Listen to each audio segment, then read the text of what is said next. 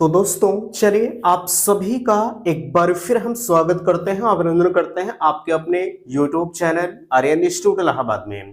दोस्तों जैसा कि बोर्ड पर आप देख पा रहे हैं, आप सभी के बीच में एक बार फिर हम चर्चा कर रहे हैं यूपी डीएलएड एडमिशन 2024 पर। जैसा कि लगातार आप सभी के कमेंट आ रहे हैं कि भैया आखिरकार वर्तमान समय की क्या स्थिति परिस्थिति चल रही है। जैसा कि आप लगातार हमसे कोर्ट के इस अपडेट के बारे में पूछ रहे हैं कि आखिरकार जो है कोर्ट में देख सकते हैं मैंने बड़ी चीज लिख रखी है भाई, जिसका आप बेसब्री से इंतजार कर रहे हैं। पेपर कटिंग आपके बीच में आई हुई थी जिसमें ये चीजें कही गई थी कि अभी कोर्ट में जो अपील दायर की करने की प्रक्रिया है फाइनली वो विलंब होगा, ठीक है। लेकिन ऐसा नहीं है। जो सूचनाएं आज के डेट में मिल पा रही है, देख सकते हैं कहा जा रहा है कि कोर्ट में आज दायर होगी अपील। और आप सभी को पता है आपका जो सिंगल बेंच का मामला यानी इलाहाबाद हाई कोर्ट का जो सिंगल बेंच का जो मामला था उसका आदेश आया हुआ था कि 12वीं पास एलिजिबल होगा।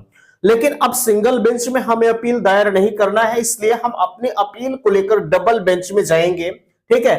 तो जब डबल बेंच में जाएगा मामला तो वहां से क्या कुछ हो सकता है, क्या संभावनाएं बन सकती है, इस वीडियो में हम साझा करेंगे। देख सकते हैं कब तक फाइनल हो सकता है, ठीक है। ये जो कोर्ट केस का मामला आप लगातार हमसे पूछ रहे हैं कि आखिरकार कब तक फाइनल हो सकता है, क्या 12 वालों को मौका मिलेगा या नहीं मिलेगा, रैंक कार्ड काउंसलिंग की संभावना क्या हो सकती है, और सबसे बड़ी चीज यार ये है कि आप डाइट के कट ऑफ के बारे में हमसे लगातार जानने का प्रयास कर रहे हैं। तो चलिए हम फाइनली इन सभी मुद्दों पर चर्चा करेंगे।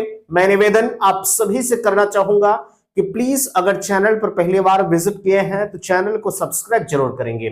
सबसे पहले भैया ध्यान दीजिएगा, यह जो चीजें आप हमसे लगातार मैसेज कर रहे थे कि आखिरकार जो कोर्ट केस का मामला है, देखिएगा जो सूचनाएं हमें मिल पा रही हैं उस चीज को हम आपके बीच में शेयर कर रहे हैं, ठीक है।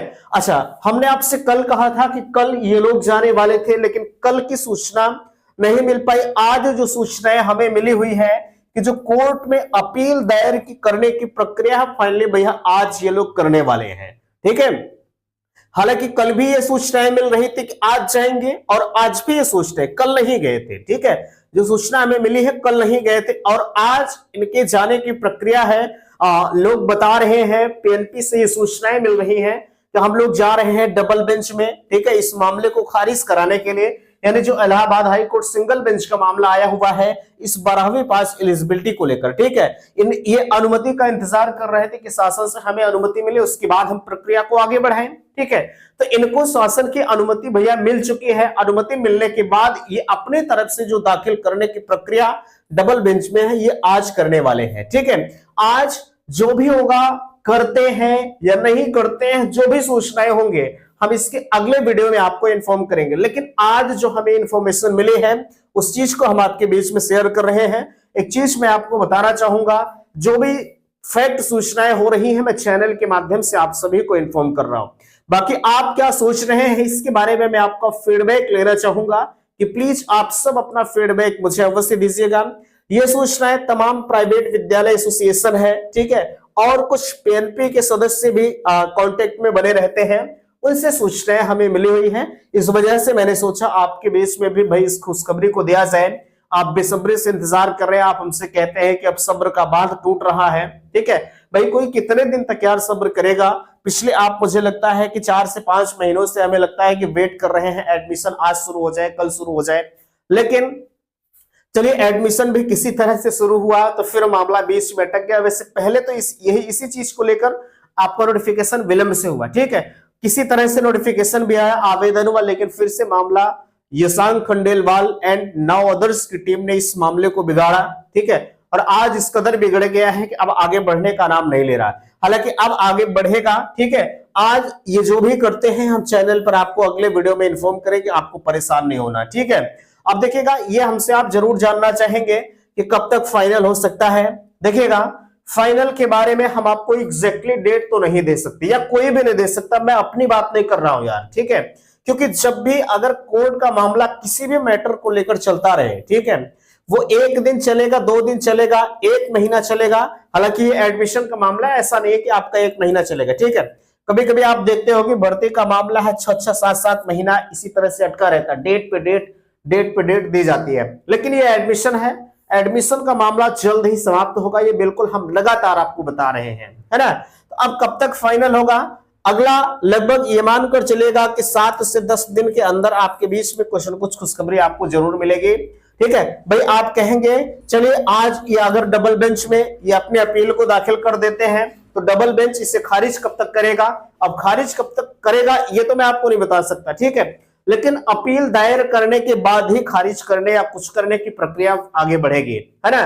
तो अगर ये अपील आज करते हैं तो भी मैं बताऊंगा, नहीं करते हैं तो भी मैं बताऊंगा, सारी चीजें मैं आपके बीच में इन्फॉर्म करूंगा, आपको परेशान नहीं होना। ठीक है भाई, आपके लिए यहां रहकर इतना तो किया ही जा सकता है, जो फैक्ट सूचनाएं हैं उसको हम आपके बीच में चैनल पर प्रोवाइड कर देंगे। ठीक है, बाकी मैं सिर्फ एक छोटा सा निवेदन आपसे करता हूं कि आप चैनल को सब्सक्राइब नहीं करते हैं, प्लीज अगर आपको लगता है कि मैं आपके लिए बेहतर कर रहा हूं तो प्लीज आप सब चैनल को सब्सक्राइब कर सकते हैं भैया, यही मेरा निवेदन आपसे हमेशा रहता। ठीक है, बाकी यहां देखिएगा 12वीं को जो मौका मिलने की पॉसिबिलिटी है, हालांकि अभी मैं इस पर चर्चा तो नहीं कर सकता, लेकिन इनकी पॉसिबिलिटी पर सवाल लगातार उठ रहे हैं, इनकी उम्मीदें कम होती जा रही हैं, है ना भाई। इतना विलंब क्यों किया जा रहा है, क्योंकि इनको एक पुख्ता सबूत चाहिए था कि हम 12वीं को किस आधार पर बाहर कर रहे हैं। ठीक है भाई, कोर्ट जो डिसीजन देना था उन्होंने दे दिया कि चलिए आप 12वीं को एलिजिबल करें, लेकिन इतना आसान थोड़ी ना है कि अगर हम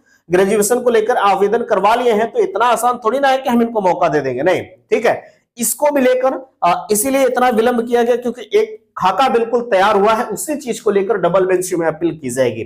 तो इसलिए इनके शामिल होने के जहां तक सवाल हैं वो बिल्कुल धूमिल नजर आ रहे हैं। बहरहाल जो भी होगा मैं आपको चैनल पर बताऊंगा, कोर्ट केस का डबल बेंच से खारिज होता है या नहीं होता है, ये सारी चीजें मैं आपको चैनल पर बताऊंगा। भैया आप रैंक कार्ड के बारे में पूछ रहे हैं, रैंक कार्ड कब आएगा, काउंसलिंग शेड्यूल कब आएगा। देखिएगा मैंने यहां आपसे बताया अगला 1 हफ्ते 10 दिन आपके लिए इंपॉर्टेंट होने वाला है।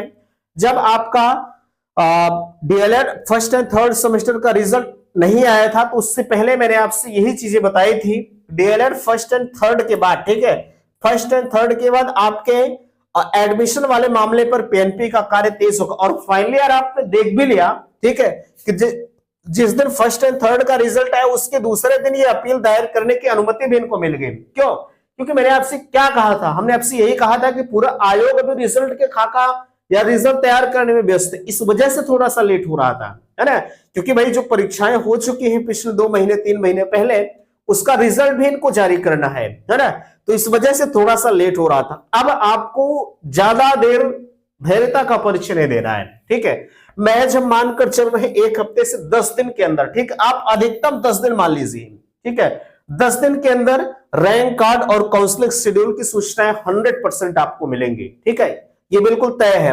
अब आप कहेंगे कि अब इसका मतलब 10 दिन में डबल बेंच में जो हम लोग आज चैलेंज करेंगे, ठीक है, इसका मतलब वो खारिज हो जाएगा। अभी इसके बारे में तो मेरे दोस्त कुछ कह नहीं सकते। अगर खारिज हो जाता है तो ठीक है, अन्यथा की स्थिति में ये 10 दिन से ज्यादा लग सकता है, लेकिन पॉसिबिलिटी जो बताई जा रही है वो खारिज हो जाएगा, ये कहा जा रहा है, ठीक है। बट आप चैनल पर बने रहिएगा, चैनल पर वैसे भी सारी चीजें हम आपको प्रोवाइड करते हैं, ठीक है।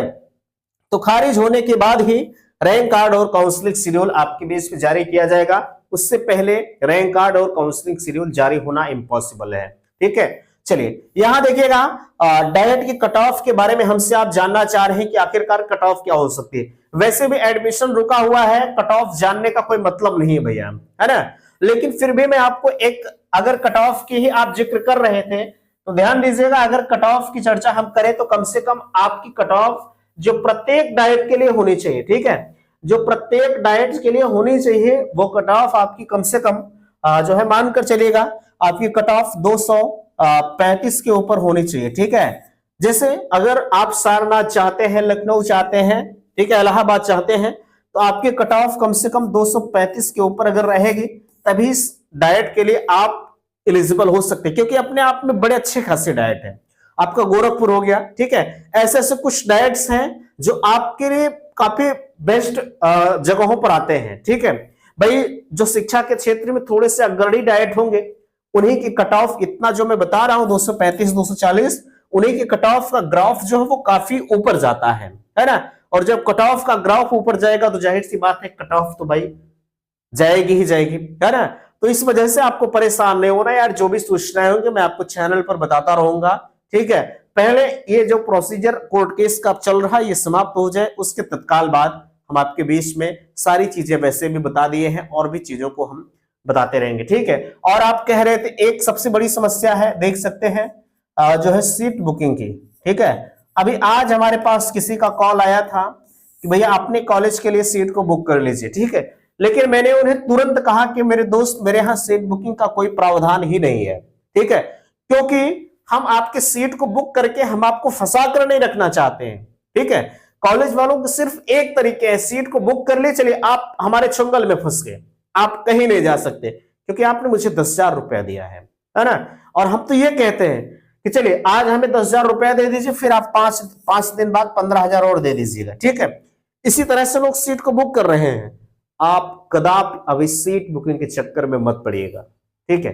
बाकी आपकी मर्जी, आपको पैसा देना है और एडमिशन आपको लेना है, एडमिशन कहीं नहीं हो रहा है तो सीट बुकिंग के चक्कर में काहे आप पड़ रहे हो, ठीक है।